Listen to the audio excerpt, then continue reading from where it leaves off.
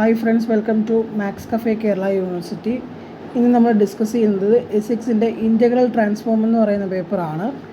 ഇതൊരു പ്രോബ്ലം പേപ്പറാണ്, completely problem പേപ്പറാണ്. അന്നേരം കുറച്ച് പ്രൂഫും കുറച്ച് തിയറംസൊക്കെ ഉള്ളു, വളരെ കുറച്ച് പ്രൂഫാണ്. പരീക്ഷയ്ക്ക് ഒരു 10 മാർക്കിന് താഴെ ചോദിക്കാൻ സാധ്യത ആ പ്രൂഫിനും തിയറത്തിനും ഒക്കെ ഉള്ളൂ. അപ്പം ഇതൊരു കംപ്ലീറ്റ്ലി പ്രോബ്ലം പേപ്പറാണ്. അപ്പോൾ നിങ്ങൾ ചെയ്ത് പഠിക്കുക, എത്ര ചെയ്യാൻ പറ്റുമോ അത്രത്തോളം ചെയ്ത് പഠിക്കുക, പ്രാക്ടീസ് ചെയ്യാൻ ശ്രമിക്കുക. അപ്പോൾ നമ്മൾ ഇമ്പോർട്ടൻറ്റ് ടോപ്പിക്സാണ് പറയുന്നത്. 2 മൊഡ്യൂളുണ്ട്, മൊഡ്യൂൾ 1, മൊഡ്യൂൾ 2. മൊഡ്യൂൾ 1 എളുപ്പമാണ്, എക്സാം ഹാളിൽ കയറുമ്പോൾ മൊഡ്യൂൾ 1 ചെയ്യാൻ എളുപ്പമായിരിക്കും. എന്ന് വെച്ചാൽ നല്ല രീതിയിൽ ചെയ്യാൻ പറ്റുന്നൊരു പേപ്പറാണ്. മൊഡ്യൂൾ 2 എന്ന് പറയുമ്പോൾ കുറച്ച് ലെങ്തിയാണ്, നമുക്ക് ചെയ്ത് കിട്ടാൻ കുറച്ച് ലെങ്തി ആയിരിക്കും. 4 ഇയർ സീരീസ് അത് ചെയ്ത് പഠിക്കുന്നവർക്കും എളുപ്പമായിരിക്കും. അപ്പം നിങ്ങൾ ഇതുവരെ ഒന്നും പഠിച്ചിട്ടില്ലെങ്കിൽ മൊഡ്യൂൾ 1 മൊഡ്യൂൾ 2 ഏതെങ്കിലും ഒരു മൊഡ്യൂൾ വൃത്തിയായിട്ട് പഠിച്ചുകൊണ്ട് പോകാൻ നോക്കുക, അല്ലെങ്കിൽ ഞാൻ പറയുന്ന ടോപ്പിക്ക് നോക്കിയിട്ട് പഠിച്ചുകൊണ്ട് പോകാം. പിന്നെ നമുക്ക് എസിക്സിൻ്റെ പെയ്ഡ്സ് നോട്ട്സ് ഉണ്ട്. ഒരു സബ്ജക്റ്റിന് 250 രൂപയാണ്. നിങ്ങൾക്ക് താല്പര്യം ഉണ്ടെങ്കിൽ വാങ്ങാം. പിന്നെ 1 സബ്ജക്റ്റ് പ്രൈസ് എന്ന് വെച്ചാൽ 100 രൂപയാണ്.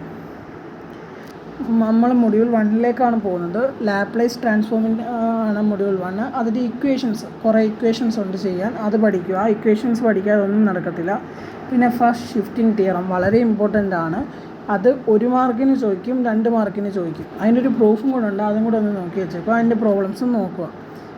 4 മാർക്ക് ഇത് ഫസ്റ്റ് ഷിഫ്റ്റിംഗ് തിയറം പഠിച്ചാൽ നിങ്ങൾക്ക് ചിലപ്പം മാക്സിമം ഒരു 8 മാർക്ക് എസ്ഐ ഉൾപ്പെടെ ചോദിച്ചാൽ നിങ്ങൾക്ക് അത്രയും സ്കോർ ചെയ്യാൻ പറ്റും. അന്നേരം അതെന്തായാലും കളയാതിരിക്കുക. പിന്നെ ലാപ്ലേസ് ട്രാൻസ്ഫോം ഓഫ് ഡെറിവേറ്റീവ്സ് വളരെ ഇമ്പോർട്ടൻ്റ് ആണ്. അതിൻ്റെ ഇനിഷ്യൽ വാല്യൂ പ്രോബ്ലംസ് 50 മാർക്കിന് എപ്പോഴും ചോദിക്കുന്ന ഒരു ക്വസ്റ്റ്യൻ ആണ്, അത് നോക്കി വെച്ചേക്കുക. പിന്നെ ലാപ്ലേസ് ട്രാൻസ്ഫോം ഓഫ് ഇൻ്റഗ്രൽ, മുമ്പേ ഡെറിവേറ്റീവ്സ് ആണ് പറഞ്ഞത്, ഇനി ഇൻ്റഗ്രൽ നോക്കുക. പിന്നെ യൂണിറ്റ് സ്റ്റെപ്പ് ഫംഗ്ഷൻ, അതിൻ്റെ പ്രോബ്ലംസ് വളരെ ഇമ്പോർട്ടൻ്റ് ആണ്. പിന്നെ സെക്കൻഡ് ഷിഫ്റ്റിംഗ് തിയറം നോക്കുക.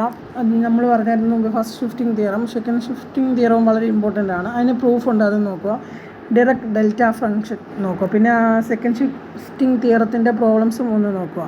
പിന്നെ കൺവല്യൂഷൻ തിയറം എല്ലാ ക്വസ്റ്റ്യൻ പേപ്പറിലും കാണുന്നൊരു ക്വസ്റ്റ്യൻ നിങ്ങൾ പഠിച്ചുകൊണ്ട് പോകാം. നിങ്ങൾക്ക് പ്രൂഫ് കിട്ടുമെങ്കിൽ ഇത് മാത്രമേ ഉള്ളൂ. ഇത് നല്ല രീതിയിൽ പഠിക്കുക. ഒരു 7 മാർക്ക് എസ്ഐ ആണെങ്കിൽ 7 മാർക്ക്, 4 മാർക്കാണെങ്കിൽ 4 മാർക്കൊക്കെ കിട്ടും. പിന്നെ ഇൻ്റഗ്രൽ ഇക്വേഷൻ നോക്കുക. പിന്നെ മൊഡ്യൂൾ 2 ഒരു വലിയ മൊഡ്യൂളൊന്നുമല്ല, ഒരു ചെറിയ മൊഡ്യൂളാണ്.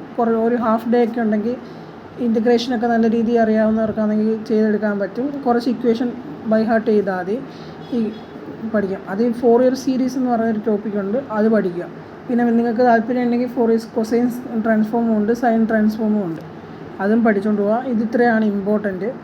ഫസ്റ്റ് മൊഡ്യൂൾ ടാർഗറ്റ് ചെയ്യുന്നത് തന്നെ ആയിരിക്കും നല്ലത്. എന്ന് വെച്ചാൽ ഒന്നും പഠിക്കാത്തവർ, അല്ലെങ്കിൽ സെക്കൻഡ് മൊഡ്യൂളും നോക്കാം. പക്ഷേ സെക്കൻഡ് മൊഡ്യൂൾ ഇൻ്റഗ്രേഷനൊക്കെ അറിയാവുന്നവർക്ക് സെക്കൻഡ് മൊഡ്യൂളായിരിക്കും എളുപ്പം. പിന്നെ നമ്മുടെ നോട്ടുണ്ട്, 3 സബ്ജക്റ്റും കൂടെ 250 ആണ്. ഇനി വരുന്ന 3 സബ്ജക്റ്റ് ഏതാ? റിയൽ, നാളെ വരുന്ന ഇൻ്റഗ്രൽ, പിന്നെ ഗ്രാഫ് തിയറിയും കൂടെ 250 ആണ്. 1 സബ്ജക്റ്റിൻ്റെ പ്രൈസ് 100 ആണ്. നിങ്ങൾക്ക് താല്പര്യം ഉണ്ടെങ്കിൽ മേടിക്കാം. പിന്നെ നമ്മുടെ ചാനൽ എല്ലാവരും സബ്സ്ക്രൈബ് ചെയ്യുക. Thank you.